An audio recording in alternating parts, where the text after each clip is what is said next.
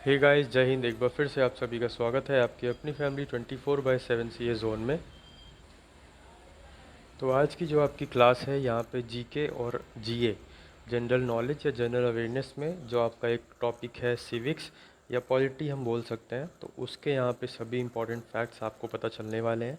Class को start करने से पहले मैं आपसे बोलूँगा कि अगर आपने अभी तक इस ई बुक को परचेज़ नहीं किया है तो डेफिनेटली कर लीजिए। 19 जून लास्ट डेट है। उसके बाद आपको यहाँ पे जो इसका प्राइस है उसमें फ्लक्चुएशंस दिख सकते हैं और डेफिनेटली दिखेंगे।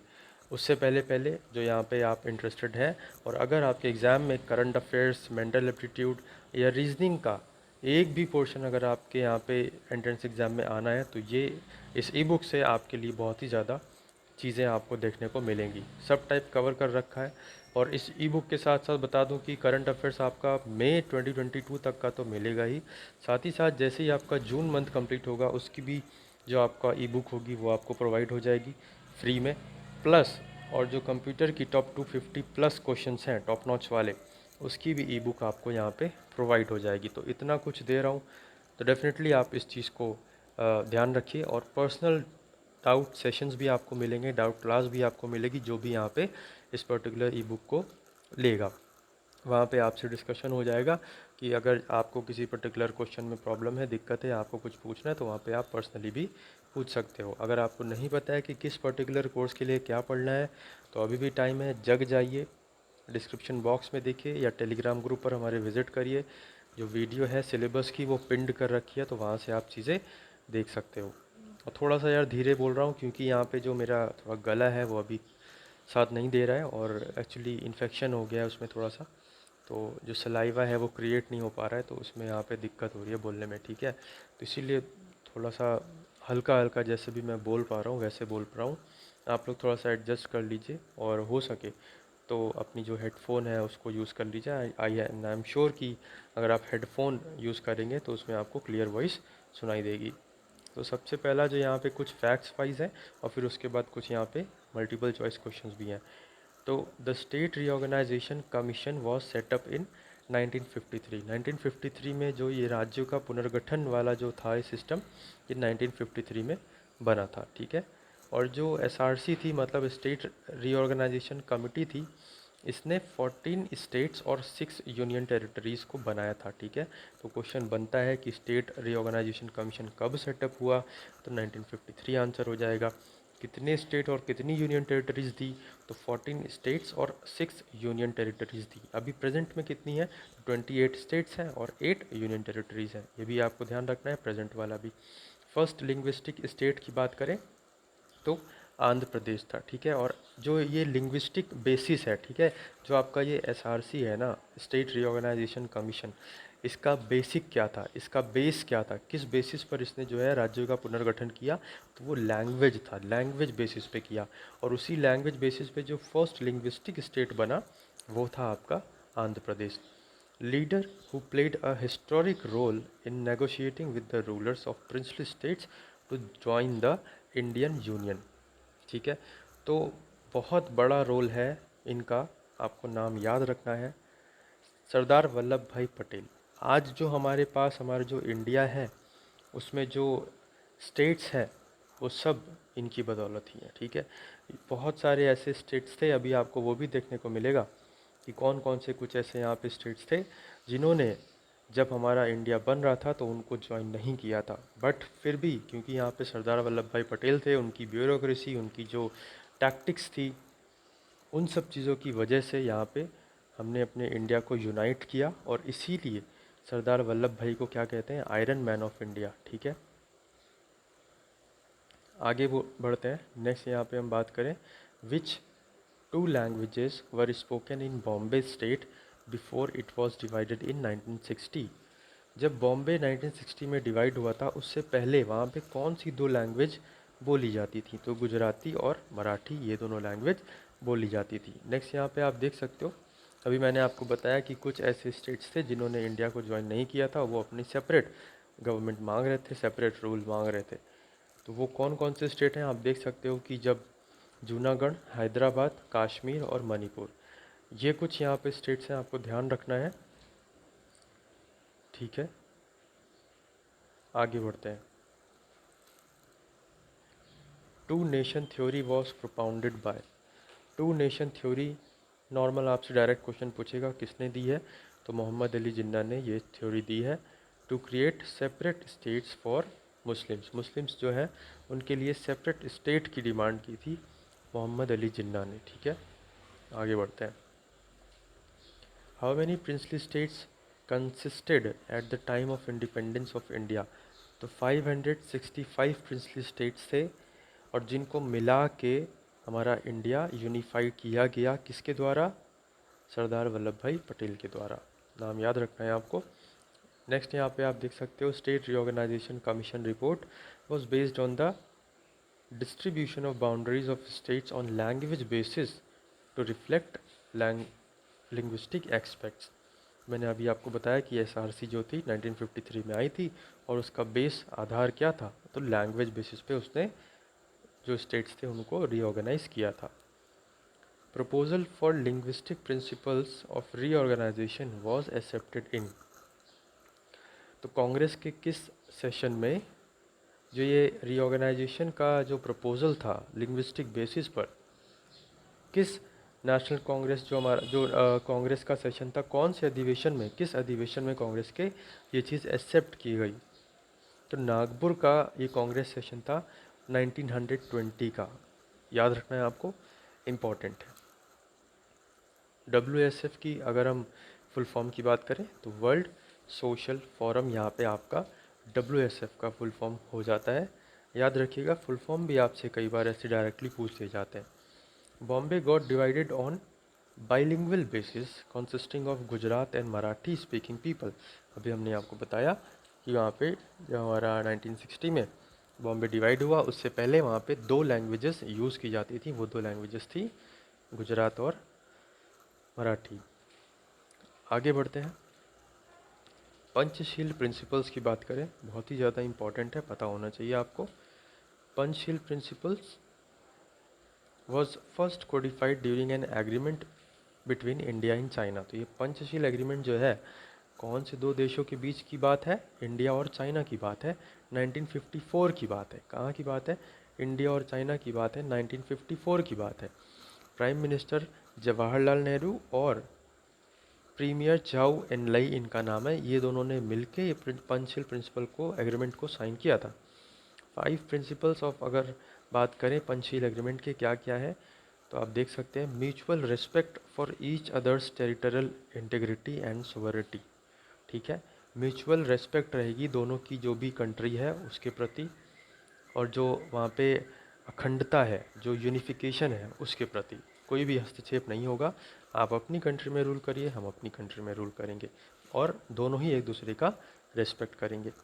म्यूचुअल नॉन एग्रेशन की फ़ाइट नहीं करेंगे। ठीक है, एक दूसरे के जो भी काम हो रहा है तो ठीक है, अच्छी बात है, आप करिए, हमारी कंट्री में हम अपने हिसाब से करेंगे, आप अपनी कंट्री में अपने हिसाब से करिए। ये नहीं कि अगला कुछ पर्टिकुलर रैंकिंग में अच्छी रैंक ला रहा है या कुछ अच्छा काम कर रहा है तो आप उसको गुस्सा दिखा रहे हो या भेदभाव की भावना, ऐसा नहीं है। तो म्यूचुअल नॉन एग्रेशन रहेगा। आगे हम बात करें तो mutual non interference in each others internal affairs. अब जाहिर सी बात है, किसी एक पर्टिकुलर एक्स कंट्री में, या मान लीजिए इंडिया में ही कुछ अलग सिचुएशंस हैं और चाइना में कुछ अलग सिचुएशंस हैं, तो ये नहीं कि हम यहाँ पे चाइना की जो सिचुएशन है उसमें हम वहाँ पे कुछ बाधा डालने की कोशिश करें, कुछ इंटरफेयर करें। या चाइना भी ऐसा नहीं करेगा कि इंडिया में कुछ ऐसा हो रहा है तो इंडिया में जैसे कुछ भी सिचुएशन है तो उसमें इंटरफेयर करे। नो, ऐसा नहीं होगा। वो हमारा चाइना का अपना मैटर होगा उनका, और हमारा जो इंडिया है उसमें जो कंट्री में जो भी चल रहा है तो हमारा वो अपना मैटर होगा, हम उसको अपनी तरीके से सॉल्व करेंगे, और चाइना वाले अपनी कंट्री का मैटर अपनी तरीके से सॉल्व करेंगे।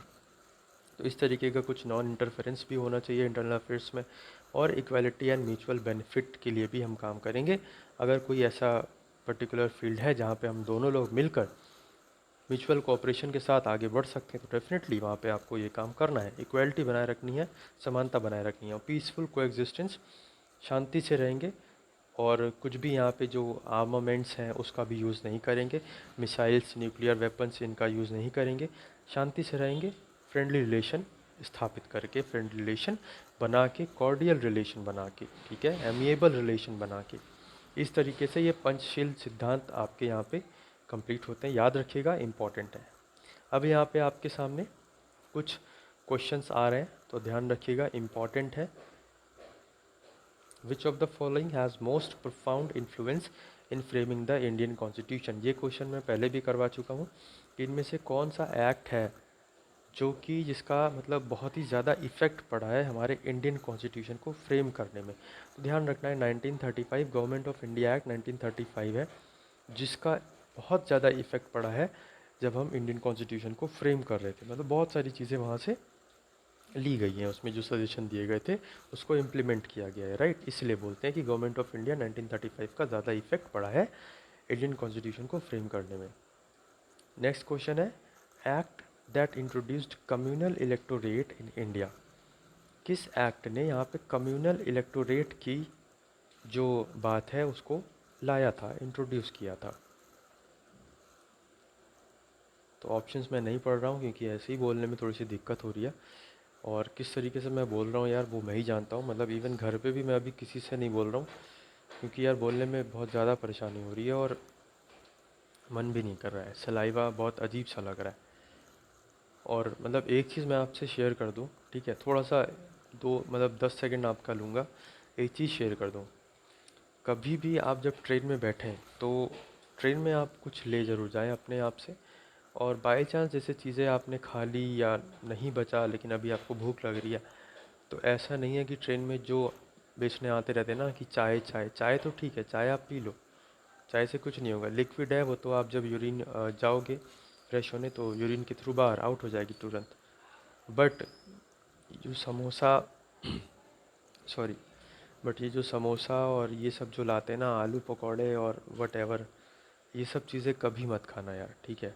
मतलब मैं नहीं खाता हूँ बट कल एक्चुअली क्या हो गया, थोड़ा सा मैं गया था, एग्ज़ाम था मेरा, तो उसी में मैंने खा लिया, समोसा खाया। और मतलब मेरे को पता था यार कि नहीं खाना चाहिए, बट फिर भी बहुत ज़्यादा भूख लग रही थी, मैंने सोचा यार अब खा लेते हैं, देखा जाएगा।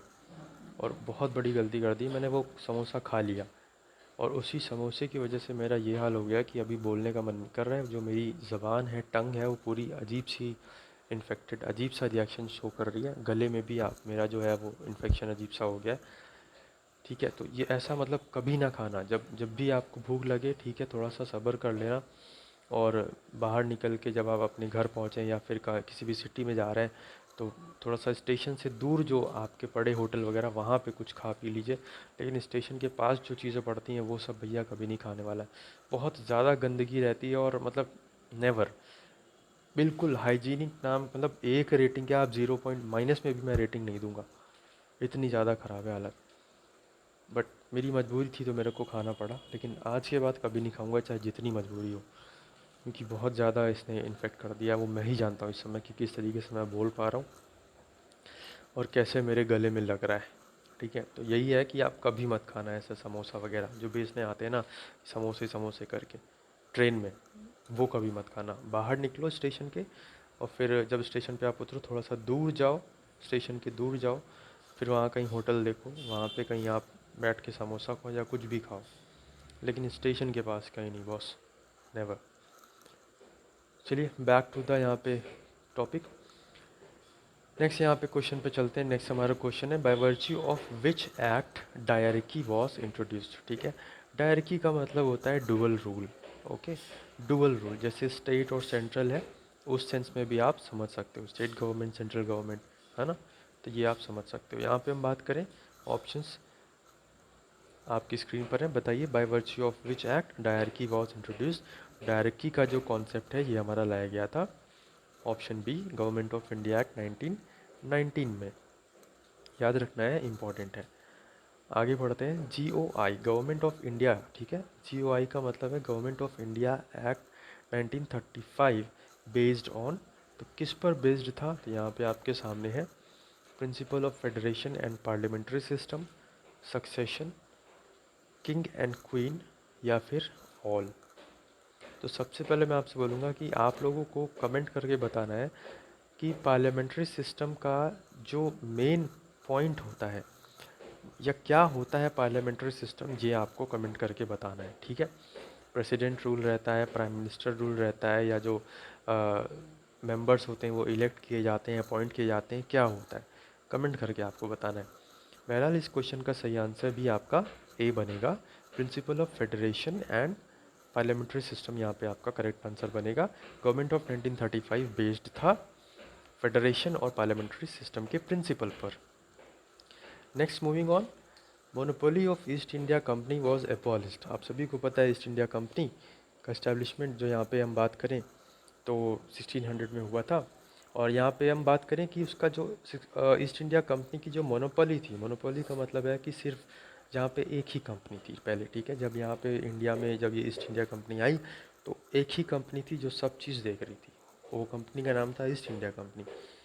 अब मोनोपोली से ये मतलब है कि वहाँ पे कोई और कंपनी नहीं थी, सिर्फ ईस्ट इंडिया कंपनी ही सब कुछ देख रही थी, ठीक है। मतलब आई होप सो कि आप ये चीज़ समझ पा रहे हो, जहाँ पे सिर्फ एक ही पर्टिकुलर कंपनी है या फिर बंदा है जो सब चीज़ संभाल रहा है, ठीक है। तो उस पर्टिकुलर कंपनी की मोनोपोली हो जाएगी। जैसे कि आप एक रेस्टोरेंट स्टार्ट कर दो अपने मैं कहूँ कि अपनी जो आपका गांव है वहाँ पे, और वहाँ पे कोई भी अदर कोई मतलब ऐसा रेस्टोरेंट हो ही ना, तो आपके रेस्टोरेंट की आपके गांव में मोनोपोली हो जाएगी।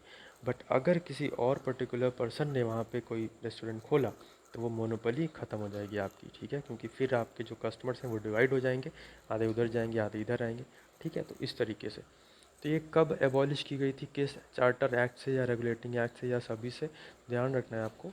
जो चार्टर एक्ट 1813 का था, 1813 वाला जो चार्टर एक्ट था, उससे यहाँ पे जो मोनोपोली थी ईस्ट इंडिया कंपनी की उसको समाप्त किया गया था। आगे बात करें तो गवर्नमेंट ऑफ इंडिया 1919 का जो एक्ट है उसे हम और क्या बोलते हैं, तो आपको ध्यान रखना है। गवर्नमेंट ऑफ इंडिया एक्ट 1919 को हम मॉन्टेग कैल्म्सफोर्ड रिफॉर्म भी बोलते हैं, ठीक है। Montagu Chelmsford reforms. वहीं अगर बात करें कि government of India 1919 also known as क्या, government of India 1919 also known as, यहाँ पे थोड़ा सा गड़बड़ हो गई है मेरे को लग रहा है, तो इस क्वेश्चन को आप जो है स्किप कर दीजिएगा। ये वाला क्वेश्चन सही है। गवर्नमेंट ऑफ इंडिया 1919, यहाँ पे 1919 नहीं होगा, 1935 होगा, ठीक है। ये वाला भी आप स्किप कर दीजिएगा, इसको मैं नेक्स्ट सेशन में आपको करवा दूंगा ये वाला, ठीक है।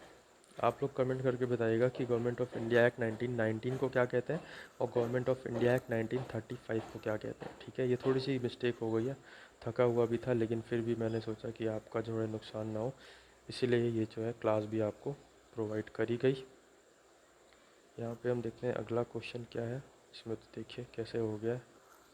ये वाला सही है। इसमें आपको याद रखना है कि Morley Minto reforms also known as Indian council act 1909, ठीक है। तो ये क्वेश्चन ही रिपीट हो गया है आई थिंक, है ना। इसमें जो है क्वेश्चन ही रिपीट हो गया है, ठीक है। तो आपको याद रखना है government of India act 1919 also known as Montagu Chelmsford reforms. इसको मैं कंफर्म करके भी बता दूंगा, और आप लोग भी इसको कंफर्म करके ज़रूर आंसर बोलिएगा कि गवर्नमेंट ऑफ इंडिया एक्ट 1919 को मॉन्टेग कैल्म्सफोर्ड रिफॉर्म बोलते हैं या नहीं। बाकी अभी आगे कुछ है क्वेश्चन जिसमें आपको ये चीज़ कंफर्म हो जाएगी। बहरहाल मॉडले मिंटो रिफॉर्म्स को हम क्या बोलते हैं तो ध्यान रखिएगा, इंडियन काउंसिल एक्ट 1909 को जो है मॉडले मिंटो रिफॉर्म्स भी बोलते हैं। देखिए इंडियन काउंसिल एक्ट 1909 को और क्या बोलते हैं, तो अभी आपको आपको पता चला क्या बोलते हैं, मिंटो मॉडले रिफॉर्म्स बोलते हैं, है ना। आगे बढ़ते हैं, गवर्नमेंट ऑफ इंडिया एक्ट 1999 को और क्या बोलते हैं, तो मॉन्टेग कैल्म्सफोर्ड रिफॉर्म्स। तो यहाँ से कंफर्म हो गया कि वो चीज़ जो मैंने बताई वो सही है। Government of India act 1919 Montagu Chelmsford reforms, okay. Slide ही रिपीट हो गई थी मेरे को लग रहा है। गवर्नमेंट ऑफ इंडिया एक्ट 1935 को क्या बोलते हैं, तो गवर्नमेंट ऑफ इंडिया एक्ट 1935 को जो है जो रिलेशन है इसका किससे है, तो गवर्नमेंट ऑफ इंडिया एक्ट 1935 का रिलेशन जो है वो साइमन कमीशन से है, आपको याद रखना है, ओके। इंडियन इंडिपेंडेंस एक्ट 1947 की बात करें तो इसका रिलेशन किससे है, तो इंडियन इंडिपेंडेंस एक्ट 1947 का जो रिलेशन है वो माउंट बेटन प्लान से है, ठीक है। जब हमने आज़ादी की मांग की थी कि हमको अपना देश, अपना हमारे देश का अपना अलग कानून चाहिए, तो माउंट बेटन वहाँ पे उस समय वॉइस रॉय थे, तो याद रखना है आपको। आगे बढ़ते हैं, पिट्स इंडिया एक्ट की बात करें, ऑप्शंस आपके सामने और साथ ही साथ आंसर भी पहले आ गया है। कोई नहीं, जैसे लग रहा है मैंने नींद में ये बनाया है, बट कोई नहीं यार, अभी मतलब थोड़ा सा मैंने कल रात में जब लौट के आया, सुबह गया था फिर उसके बाद रात में लौट कर आया तब बनाया, और फिर अभी यहाँ पे कुछ अभी सुबह सुबह अभी आपके सामने बनाया। है ना। तो ये सब चीज़ थी, बट कोई नहीं, थोड़ी सी जो गड़बड़ हुई है, आंसर्स पहले आ जा रहे हैं, तो उसके लिए माफ़ी है, थोड़ा सा नेगलेक्ट कर देना, है ना। और बाकी जो क्वेश्चंस हैं वो टॉप के ही आपको दिए हैं हमेशा की तरह क्लास में। तो पिट्स इंडिया एक्ट की बात करें तो 1784 आपका करेक्ट आंसर बन जाएगा। ओके। रेगुलेटिंग एक्ट की बात करें तो आपको ध्यान रखना है 1773 आपका करेक्ट आंसर बनेगा।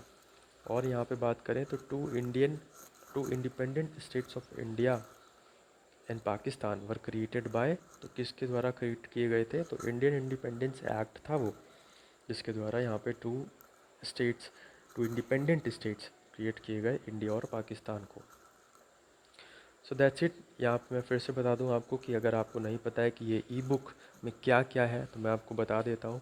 आप देख सकते हो इस ई बुक में आपको मिल जाएगा जो आपका करंट अफेयर्स है मई 2022 तक का अपडेटेड, साथ ही साथ आपको जून मंथ का करंट अफेयर फ्री मिल जाएगा, साथ ही साथ जैसे ही आपका जून मंथ कंप्लीट होगा तब।